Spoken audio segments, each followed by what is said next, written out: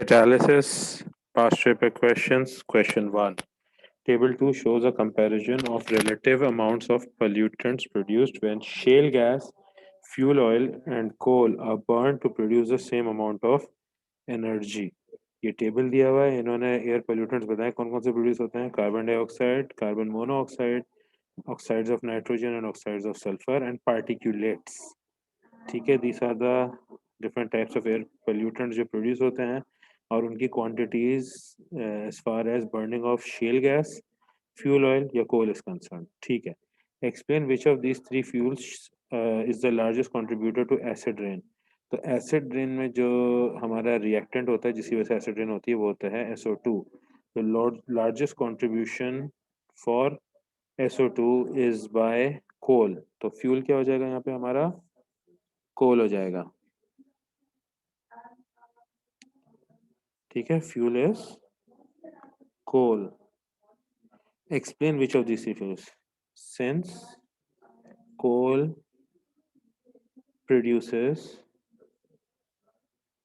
the maximum quantity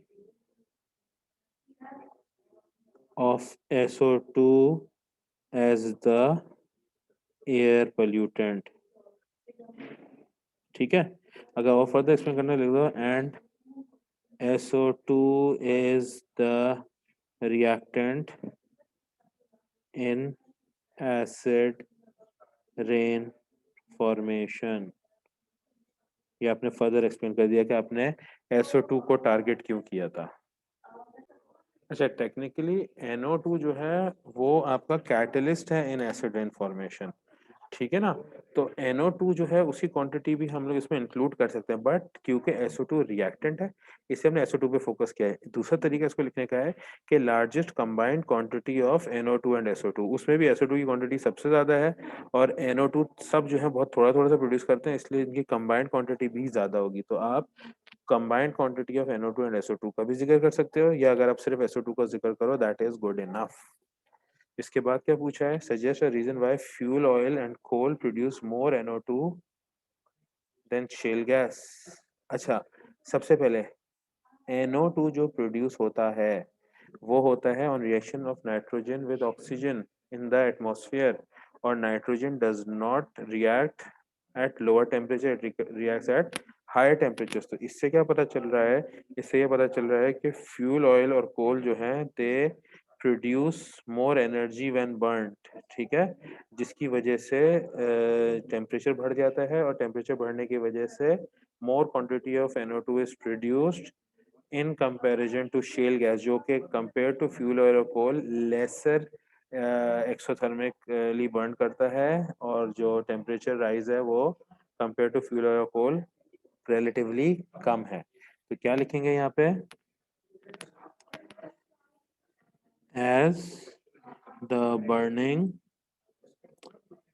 of fuel oil and coal is more exothermic, more N2 and O2 react, producing NO2.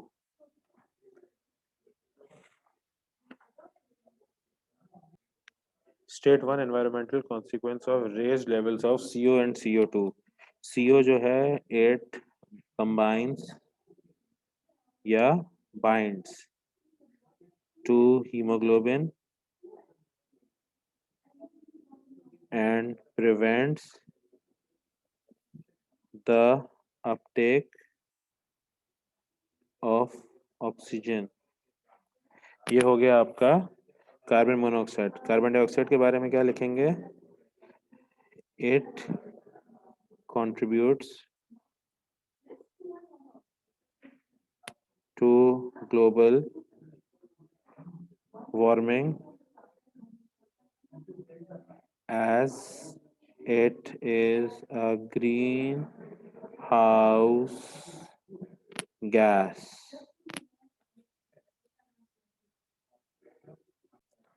Next, state a major source of atmospheric sulphur dioxide major source की बात कर रहे हैं, atmospheric sulphur dioxide emissions from factories या power plants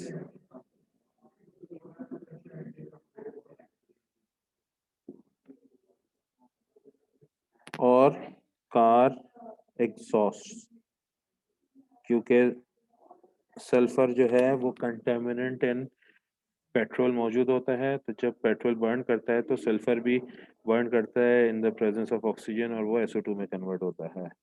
तो गाड़ियों में petrol के बर्न होने से या डीजल के बर्न होने से भी जो है वो SO2 प्रोड्यूस होता है। State 1 environmental consequences of atmospheric sulfur dioxide. It is converted to SO3 and reacts with water to form acid rain. So environmental consequences क्या है? Environmental consequences is acid rain. Next, Fe3 positive can act as a homogeneous catalyst in the reaction between peroxodisulfate ions and iodide ions. What is meant by a homogeneous catalyst? A catalyst that is in the same state as the reactants. ठीक है, अगर catalyst gas है तो reactant भी gases होंगे, अगर catalyst liquid या aqueous है तो रिएक्टेंट्स भी लिक्विड या एक्वस होंगे। ठीक है, a catalyst that is in the same state as the reactants. Write an equation for the overall reaction between peroxide disulfide and iodide ions. ये आप लोगों को याद होनी चाहिए। S2O8 2 minus aqueous plus 2I minus aqueous gives 2 moles of SO4 2 minus aqueous plus I2 aqueous. So peroxodisulfate ions react with iodide ions producing sulfate ions and iodine solution. Suggest why in the absence of a catalyst the activation energy for this reaction is high. In the absence of a catalyst, the activation energy for this reaction is high because the reaction is between two negatively charged ions, and negatively charged ions will repel each other and it will require a lot of energy in order to make them react. ठीक है, that is why the activation energy for this reaction is high. अब इसको in words लिखते हैं। ठीक है, since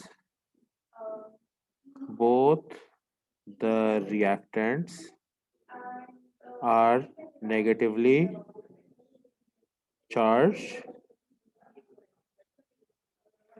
a lot of energy is required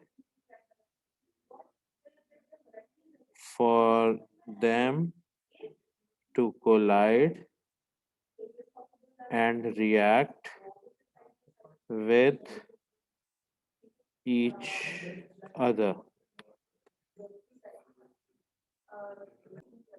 Write two equations to show how Fe3 plus ions can catalyze the reaction between S2O8 2 minus ions and I negative ions. अब इन्होंने Fe3 plus दिया है, अब हमारे पास जो कैटलिस्ट Fe3 प्लस है तो जो इंटरमीडिएट है वो Fe2 प्लस हो जाएगा। ठीक है ना, तो Fe3 प्लस रिड्यूस होता है, तो ऑक्सीडाइज किसको होना होगा? हमारे पास पेरोक्सोडाइसल्फेट है और आयोडाइड है, आयोडाइड आयोडीन में कन्वर्ट हो रहा है, I negative goes to I2 जिसका ऑक्सीडेशन स्टेट 0 होता है, तो आयोडाइड आयंस आर ऑक्सीडाइज, तो आयरन 3 रिड्यूस होगा, आयोडाइड ऑक्सीडाइज होगा, तो इक्वेशन 1 क्या बन जाएगी?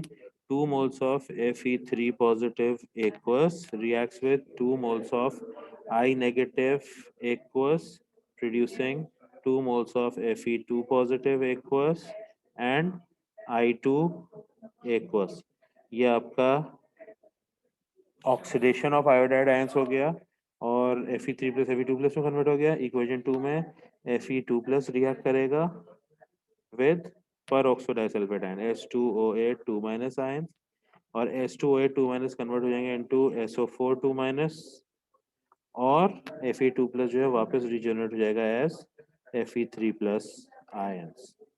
So these are the two equations for the catalytic reaction of peroxodisulfide ions with iodide ions. Iodide ions are oxidized to iodine, peroxodisulfide ions are reduced to sulfate ions.